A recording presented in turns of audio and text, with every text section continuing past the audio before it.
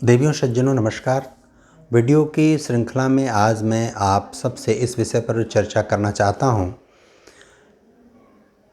कि कोरोना महामारी देश में और दुनिया में आने के बाद से कम भारत जैसे देश में इस बात की चर्चा बहुत तेज़ी से हो रही है कि हमारे यहाँ स्वास्थ्य सुविधाओं और स्थापनात्मक सुविधाओं की व्यापक पैमाने पर कमी है और उसको हर स्तर से ठीक प्रकार से दूर किया जाना चाहिए। एक विचार यह है कि लॉकडाउन कोई बहुत स्थायी समाधान नहीं है। ऐसी परिस्थितियों में हमको आधारभूत संसाधन चिकित्सा को लेकर अपने पास होना ही चाहिए। यह ठीक बात है कि होना चाहिए, लेकिन कोई भी नई समस्या, नई बीमारी, नया संकट आता है तो उसके बाद ही उसके समाधान के दिशा में कार्य किया जाता है। पहले से हम सामान्य चीज़ें, सामान्य ज़रूरत की चीज़ों की व्यवस्था तो कर सकते हैं, लेकिन दवा के स्तर पर या अन्य सुविधाओं के स्तर पर आने के बाद ही वो परिस्थिति उत्पन्न होती है। लेकिन यह चर्चा वार्ता अपने जगह पर अनेक स्तरों से और अनेक कारणों से उचित भी है, और इसलिए उचित है क्योंकि व्यक्ति के जीवन में जब से व्यक्ति सामान्य अवस्था में आया, जिसको हम विकसित, विकासशील, अल्प विकसित, अविकसित आदि संकल्पनाएं देने लगे, उसकी तह में, उसकी गहराई में मैं नहीं जाता, लेकिन एक सामान्य वैश्विक परिदृश्य, एक वैश्विक विचार सभी जानते हैं कि व्यक्ति की कुछ मूलभूत और जरूरी आवश्यकताएं होती हैं, जिसको प्राथमिक आवश्यकता व्यक्ति की कहते हैं।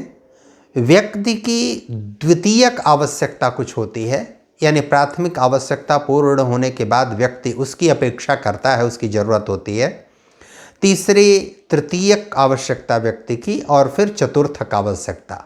कुल 4 प्रकार की आवश्यकताएं सामान्य रूप से व्यक्ति आज अपने समाज में, अपने परिवेश में, अपनी दुनिया में चाहता है कि उसके पास रहे।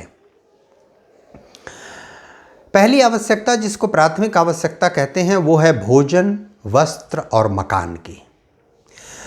इस पर हम चर्चा करते हैं कि भोजन, वस्त्र, मकान, यह जो उत्तरदायित्व है, यह उत्तरदायित्व स्वयं व्यक्ति का होता है। व्यक्ति का, व्यक्ति के परिवार का, व्यक्ति के समाज का, व्यक्ति के पड़ोस का, उसके आसपास रहने वाले समुदाय का। उसमें अनेक प्रकार के लोग होते हैं।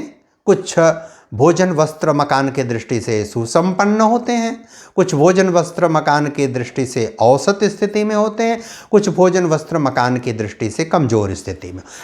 क्रम से प्राथमिकता के आधार पर हम भोजन, फिर वस्त्र और फिर मकान की चिंता करते हैं। अगर हम स्वयं से नहीं कर सकते तो हम परिवार मिलके करते हैं, हमारा समाज मिलके करता है, हमारा पड़ोस मिलके करता है। यह समाज की, लोक की जिम्मेवारी है कि कोई भी व्यक्ति भूखा न रहे, कोई भी व्यक्ति निर्वस्त्र न रहे, और कोई भी व्यक्ति आवास बिना न रहे। सरकारी स्तर पर भी इस दिशा में बहुत व्यापक कार्य हुए हैं, और कम से कम वर्तमान सरकार ने तो अद्भुत और अद्वितीय कार्य प्राथमिक क्षेत्र में लोगों के लिए किया है। और अब तक कम से कम भारतवर्ष में जो कार्य नहीं हो पाए थे, वो कार्य प्राथमिक स्तर पर, प्राथमिक आवश्यकता जो मानव की है, मनुष्य की है, व्यक्ति की है, उस दृष्टि से इस सरकार ने अद्भुत और अद्वितीय कार्य किया है। उन योजनाओं की विस्तार में और उसके तफसील में, उसके अंदर एक एक के जाकर चर्चा करने की यहाँ कोई आवश्यकता नहीं है, लेकिन आप सभी उस विषय में ठीक प्रकार से जानते हैं। व्यक्ति की दूसरी आवश्यकता है चिकित्सा और शिक्षा की।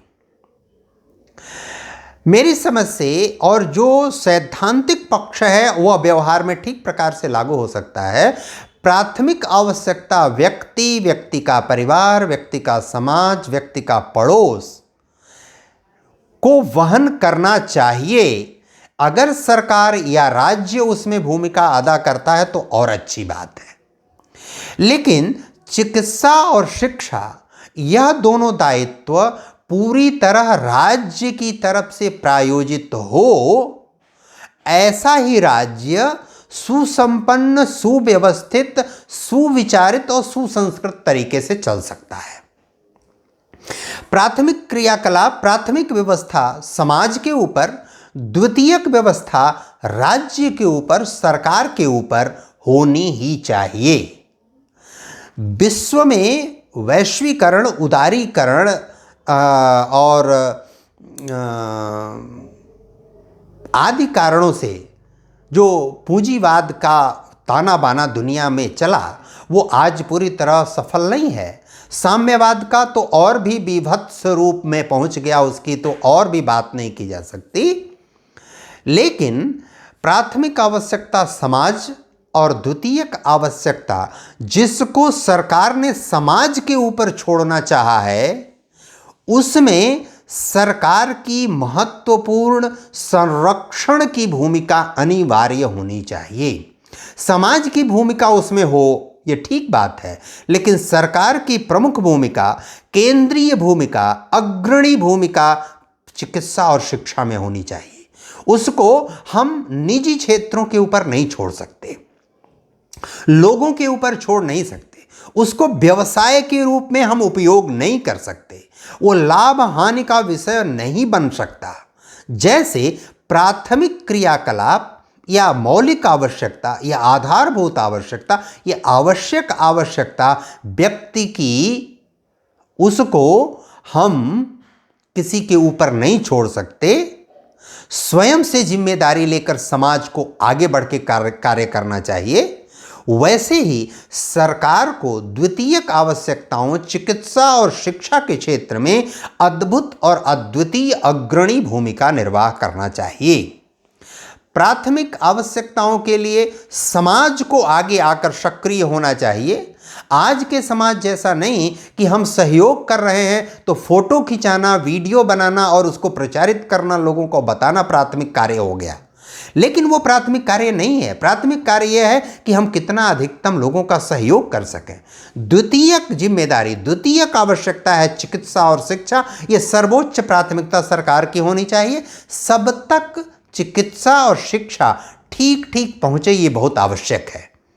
और इस संबंध में यह बहुत महत्वपूर्ण है कि जो चिकित्सा और शिक्षा विशेषकर ऐसे लोग जो गंभीर हैं शिक्षा लेने में, जो रुचि ले रहे हैं शिक्षा प्राप्त करने में, चाहे वो कोई भी प्रकार की शिक्षा हो, जो गंभीर हैं उनको आप माध्यमिक से ऊपर की शिक्षा दीजिए।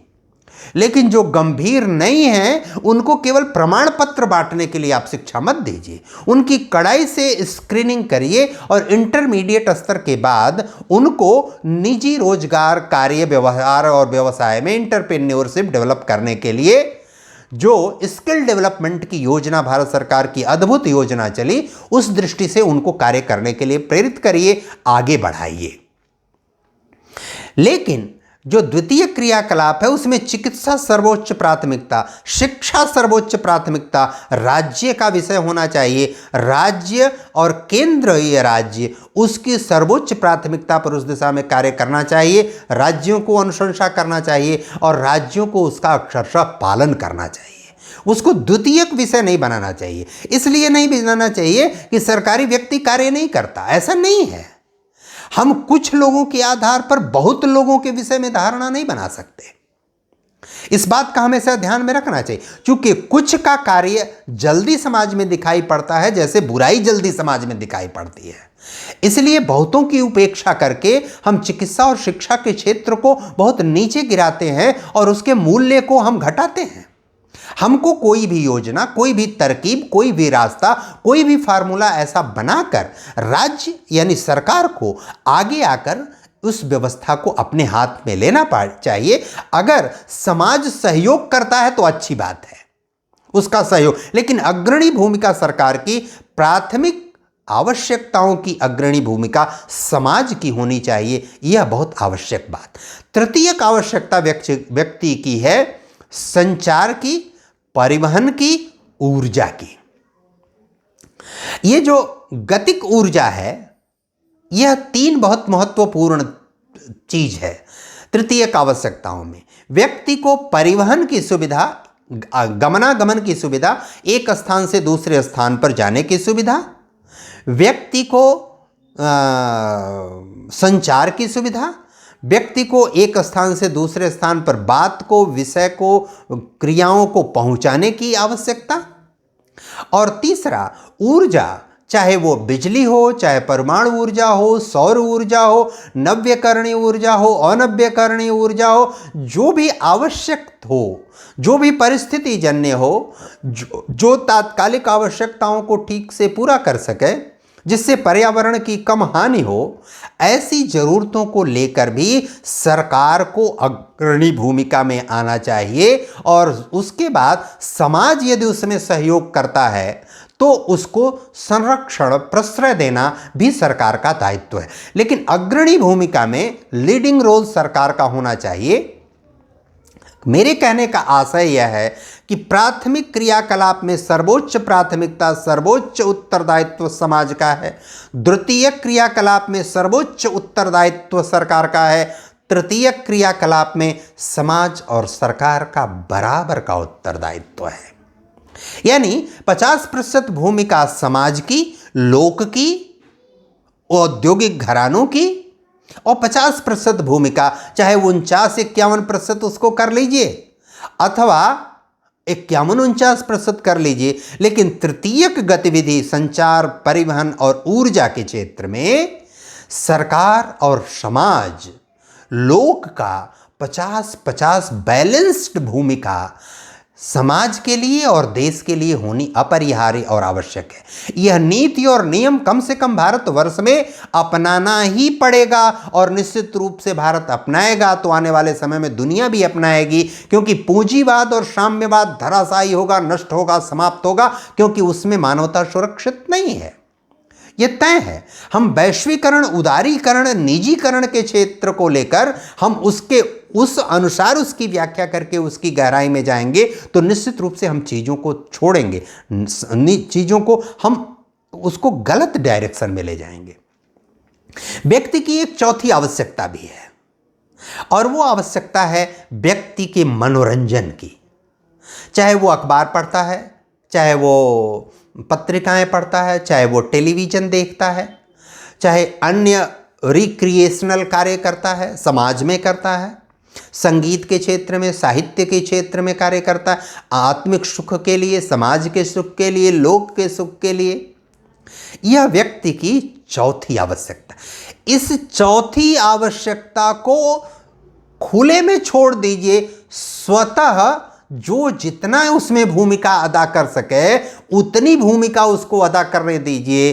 चाहे व्यक्ति अदा करे, चाहे समाज अदा करे, चाहे लोक अदा करे, चाहे सरकार अदा करे, कोई भी उसमें कितनी भी भूमिका जो अदा करना चाहे वो भूमिका अदा करे, लेकिन सब पर व्यवस्था सुचारू रूप से चले, ठीक प्रकार से चले, व्यक्ति नियंत्रित और मर्यादित आचरण करे।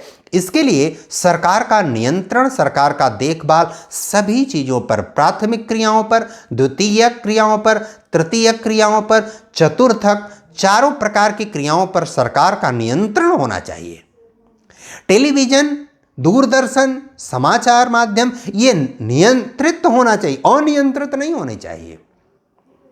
और दुनिया ने जो ये संकल्पना दे दिया स्वच्छंदता और स्वतंत्रता की, ये भी भ्रामक, आधारहीन, गल्प जैसी संकल्पनाएं हैं। स्वतंत्रता जैसे शब्द का कोई अस्तित्व नहीं है व्यवहार में, सिद्धांत में भी नहीं है। स्वच्छंदता का भी सिद्धांत और व्यवहार में कोई मूल्य और अस्तित्व नहीं है। प्रत्येक व्यक्ति, प्रत्येक जीव, प्रत्येक पदार्थ सृष्टि का अपने उत्तरदायित्व से बंधा होता है, और वह उत्तरदायित्व उसके शारीरिक, मानसिक, वैचारिक स्वतंत्रता और स्वच्छंदता की अनुमति नहीं देता। उसका उत्तरदायित्व, उसका कृतित्व, उसका कर्तव्य सबसे महत्वपूर्ण होता है। और एक निश्चित कर्तव्य के लिए प्रत्येक जीव, तत्व, पदार्थ इस सृष्टि में आया हुआ है, और सृष्टि के नियंता, सृष्टि को बनाने वाले, इस प्रकृति को बनाने वाले, इस नियति को का सृजन करने वाले ने इस नियति में ऐसा विधान किया है, ऐसे ही इसका संविधान बनाया है कि उस संविधान के आलोक में ही हमको कार्य करना चाहिए। इस समय हम व्यक्ति के और समाज के जो द्वितीयक आवश्यकता है, उस आवश्यकता में सरकार को अग्रणी भूमिका निर्वाह करना चाहिए। वैश्वीकरण, निजीकरण और उदारीकरण के चक्कर में पड़ के हमको कुकुरमुत्तों की तरह विद्यालय और कुकुरमुत्तों की तरह अस्पताल खोलने से बचना चाहिए। ये खुलें, पर्याप्त संख्या में खुलें, लेकिन उनकी गुणवत्ता पूरी तरह सुनिश्चित होना चाहिए। और वह गुणवत्ता किस प्रकार होनी चाहिए, उसके विषय में हम अगले वीडियो में आपसे चर्चा और निवेदन करेंगे। उस गुणवत्ता के मामले में हमको किसी भी प्रकार का हमको कोई छूट, कोई ढील नहीं देनी चाहिए। हम कल आपसे इसी विषय पर आगे और चर्चा करेंगे। कोरोना की परिस्थिति में द्वितीयक आवश्यकता आज बहुत महत्वपूर्ण हो गई है। चिकित्सा और शिक्षा, उस पर हम ध्यान दें, उस पर विचार करें, चिंतन मनन करें। हम कल आपसे आगे की बात करेंगे। बहुत बहुत धन्यवाद। नमस्कार।